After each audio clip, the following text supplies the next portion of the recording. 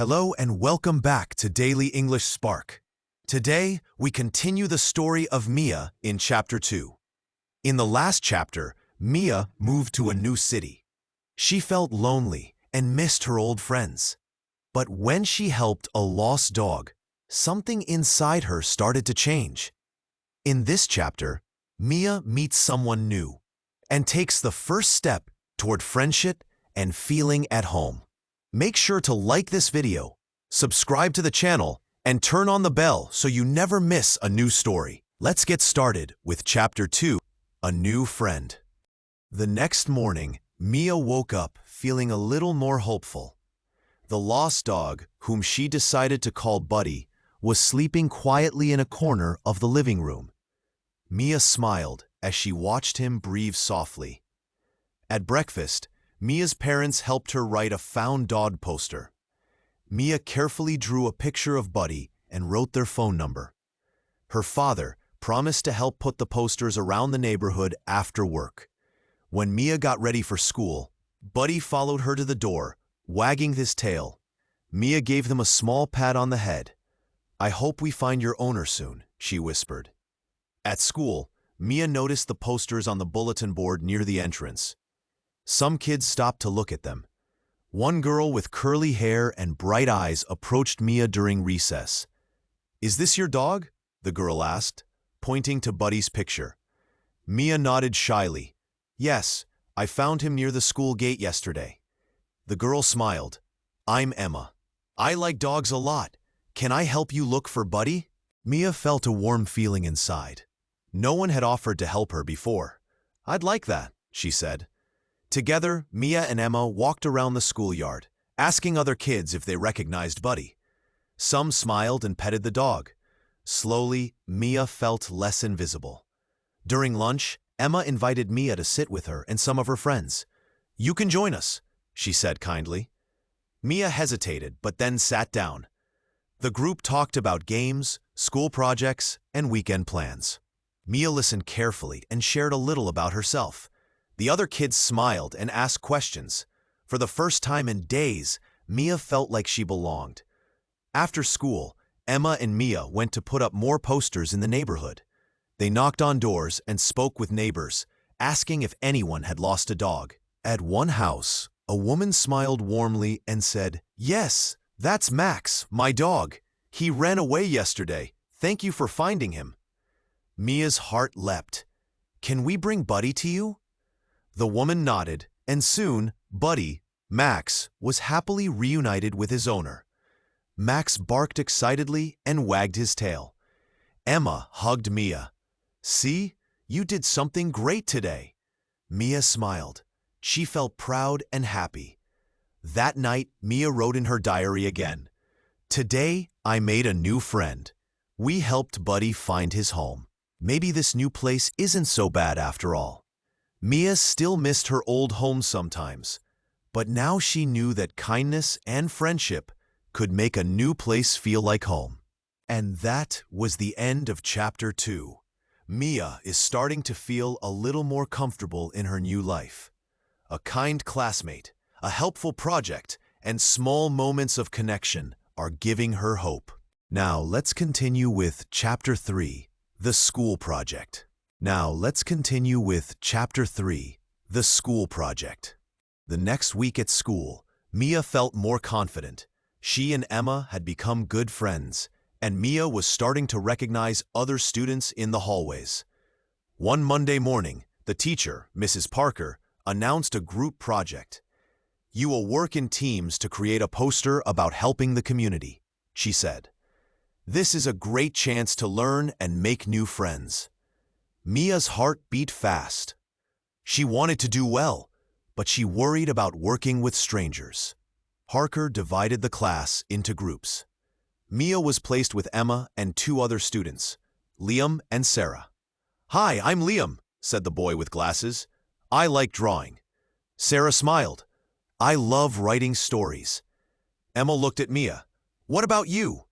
"I'm good at organizing," Mia said quietly. The group smiled. They decided to make a poster about helping lost pets find their owners, inspired by Mia's story with Buddy. Over the next few days, they worked together after school.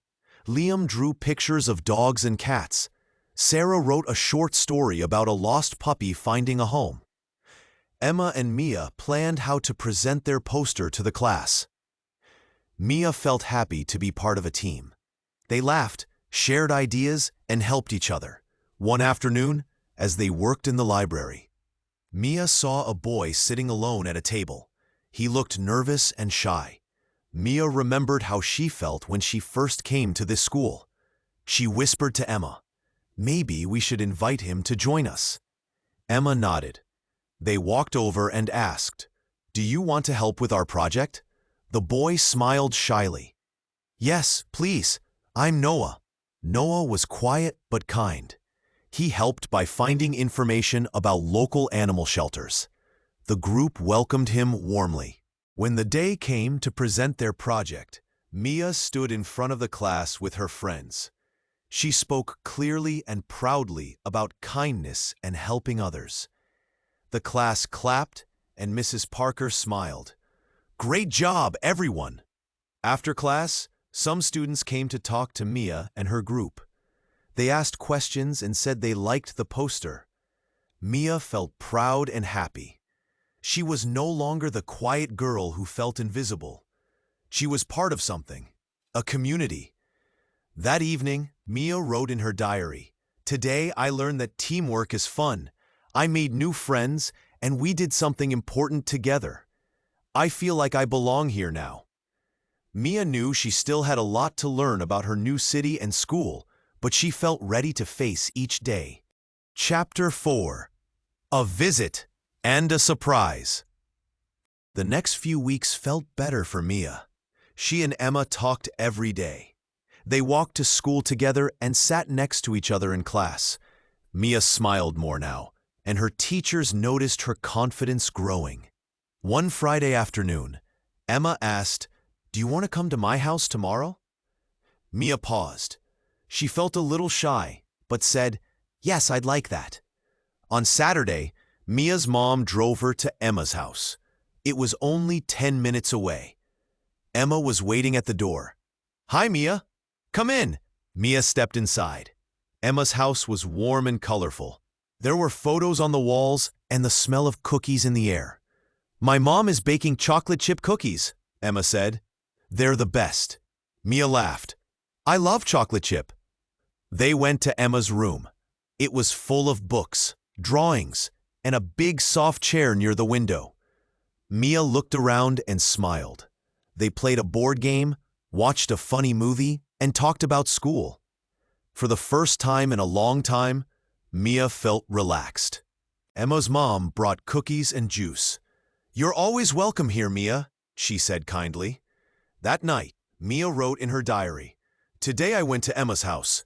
It felt like visiting an old friend. I laughed, I ate cookies, and I felt normal, maybe even happy." A big surprise. On Monday, something surprising happened at school.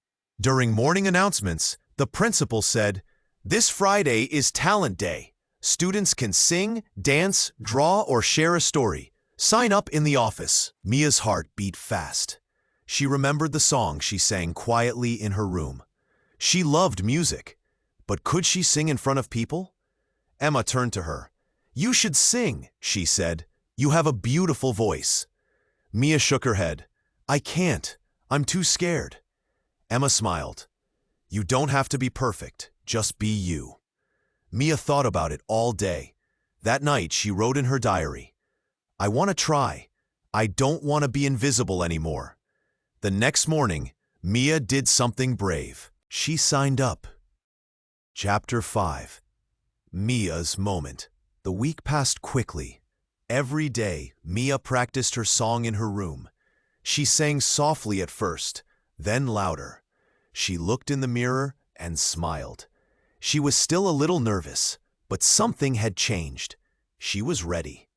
On Friday morning, Mia woke up early. She felt excited and scared at the same time. Her mom made her a warm breakfast and gave her a big hug. "You'll do great," she said.